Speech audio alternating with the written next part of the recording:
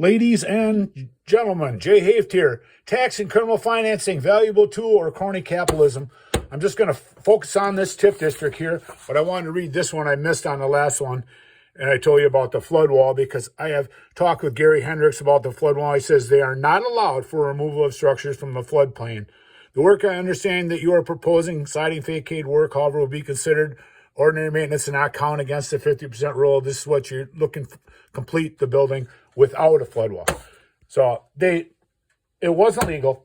Burchell, had the dirt on him about the shoe factory building. So he talked him into building it, even though it wasn't legal. I mean, a lot of people would go to jail if they did that on their own property. Okay. Now, it's interesting. It says, with a stroke of a pen in 1975, Governor Patrick Lutz signed a bill that started the TIF funding. Developers, municipal officials, and politicians all embrace the funding mechanism. But the only problem is the people. This affects your property taxes in your community. And that affects your rent also. Okay. And it says, direct payments to developer. Eisenberg and Strobel question why TIF projects increasingly include direct payments to developers, while the TOS officials, the TIF would pay $13.8 million out of taxpayer money for a development for somebody who's probably pretty wealthy. Let's say these are my opinions, but I can show you the stuff I got here. We're seeing more and more of these payments, Strobel said. If you want to read that, go ahead. I've tried to make this a short episode.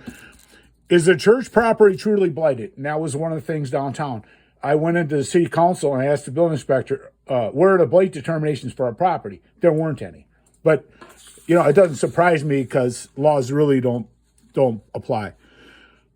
But while the now developed property typically increases in value and generates more property tax revenue, but here's the problem. It also does not relieve the property tax burden on residents for quite some time because the bonds typically are issued in a 20-year period. And that demands on infrastructure increase, but everyone else except the property development keeps paying for them, the property tax owners. And the city has a bunch of these. And one of the things about the Wyco property, and this is they have one part-time lady that takes care of the office, and they have a part-time maintenance man because everything's new. But it's interesting. It says this Molenberg also scuffs the notion that TIFs equates to crony capitalism. They call it corporate welfare, like developers get a TIF. Okay. And there it says, Strobel suggests several remedies, including so-called pay-as-you-go funding. It's better because instead of the city borrowing the money, you're going to see how much the city borrowed here. It'll blow you away. And it says, in addition, finance infrastructure are handing out direct payments to developers. As the rules go, TIFs are relaxed. The funding mechanism is overused. It's now downright abused, but for test interest. And then one of the biggest problems, there's an ad hoc freewheeling nature to TIFs, says Strobel, who is a longtime real estate developer. There's also the whole issue of what defines blight. I was just saying about that downtown. And it says, Strobel asserts the use of perversely affects the market value of the property. Okay, now this is the city's TIF plan for the downtown. And you ready to get blown away, folks? Here we go. Okay. This is some of the stuff on here. It says street beautification, $350,000. Administration costs, $105,000. Most of the people on there. All the city's costs estimated at $16.475 million are stated in the 2009 preliminary estimates. The city reserves the right to increase the cost to reflect inflationary. So that's a lot of money. Okay, so this here is interesting too. This is part of the TIF districts. And I was explaining to you how any funding, they can't get duplicate funding if you get any funding. Okay, what is this? They got $925,000 for the property acquisitions of the building. Was I in there? Probably. They might have went and changed it because that's what they do. They cover up. And then the demolition, you're going to see how many times they get paid for this. $770,000. Parking area, assistance to flood Prince property, $600,000. I don't know if they gave them anything. I'm not sure, but here's the bottom one. Dealer incentives, developer incentives, $13,986,000. Up to 90% of the increment generated by the project will be returned to the developer annually, to the developers, which we paid for the whole building, and then they're going to subsidize the rent, and after 30 years they can sell it, and then they spent more money on the property than it was. And this is kind of stuff. What Beaver Dam has is Beaver Dam Area Development Corporation. You folks have to vote it out. You don't need a shadow government. You got the city administrator, hire a city manager and get rid of that. You don't need this. They don't want you to see this stuff. Okay, so this is the annual performance of the TID. The TID is the district. The TIF is the financing. Okay, here's the one that blows me away. Annual borrowing rate, $2,700,000 they have to borrow just for this. And you wonder why your taxes are so high. You're paying for this, folks. You're paying for this circus. You know, like it's unbelievable. And it says account balance, annual costs. There's what it's 2.95. Okay. The developer incentives, what they do is they don't have to pay property tax, so they give it back in the form of incentives to them. And it's unbelievable because the people in town don't benefit on this. Somebody did, you know, I can't prove it, but and we look at the whole picture here, the whole broader conspiracy and all the fraud.